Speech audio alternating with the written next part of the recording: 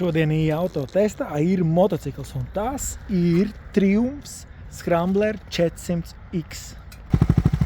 Šitā te viņš mums bubinā, te nav nekāds tūnings darīts, bet jāatzīst, ka motors arī ir salīdzinoši mažziņš, bet nu bišķiņ pagāzēsim.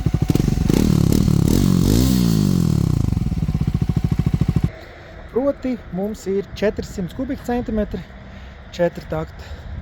1 cilindra dzinējs, attīsta 39 zirgspēkus.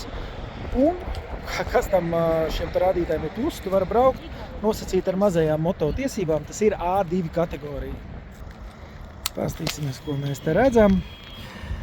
Komfortabli mēs varam braukt būtībā uz 80 līdz 100 km/h. Šeit jau paliek netik komfortabli, baigais pretvējš ir. Un ko tad mēs varam redzēt šeit informācijas panelī? Paskatīsimies. Vidēji sanāk 24 km uz litru un 250, 270 ar vienu bāku. Oficiāli rakstīts, ka 13 litri. Nu, man iegāja 12 litri. Varbūt 1 litrs bija rezervē, bet viņš jau tur dega viss mirgoja, ka jāliek klāt. Sevi bišķiņ grūti nofilmēt, sēžot uz moča, bet te mēs varam saprast, ka mēs, būtībā ir ļoti taisa muguras, sēdeklis ir ērts, bet gandrīz vispār nav svars, kā piemēram, ja mēs salīdzam Ducati Monstru, tu sēdi vairāk uz stūres, ja tev svars iet arī šeit, tev ir pilnīgi atvērts un prasītos šeit veitvarīts, jo virs 100 jau diezgan tevi te purinā. Moča svars ir 179 kg. Scrambler sērija tā jau tāda stila moča tagad. Nedaudz mulsina peka. Gribās, ka mocīts ir vairāk tā kā sasvēries uz sāniem. Viņš tā diezgan taisni. Tie, kas brauka mošiem, tie sapratīs. Vēl jāatzīmē, ka tomēr iet neliela tāda maza sīka vibrācija uz stūri.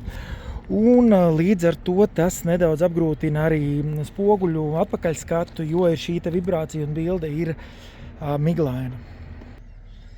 Man pašam bija pirmo reizi izbrauciens tieši ar tādu kā Scrambler tipa motociklu. Man patīk, es viņu sauc par Javas tipa motocikliem. Oficiālais iedalības vēl ir naked bike. Var just, ka tā jauda ir mazāka, to jau mēs redzam pēc motora, bet arī cena ir mazāka. Proti 6690 eiro konkrēti šim motociklim ar cena, kas ir, manuprāt, diezgan adekvāti. Turklāt tas ir Triumf pilsētas motocikls, pa pilsētu ļoti patīkams foršs braukšanā. Rīga Jūrmala arī var braukt. Galā mums jau maksimālais atļautais ātrums ir 110. Ja tev patīk šis video, laiks, piesako auto un skatīsimies, kā šim motociklam veiksies Latvijas gada motociklā.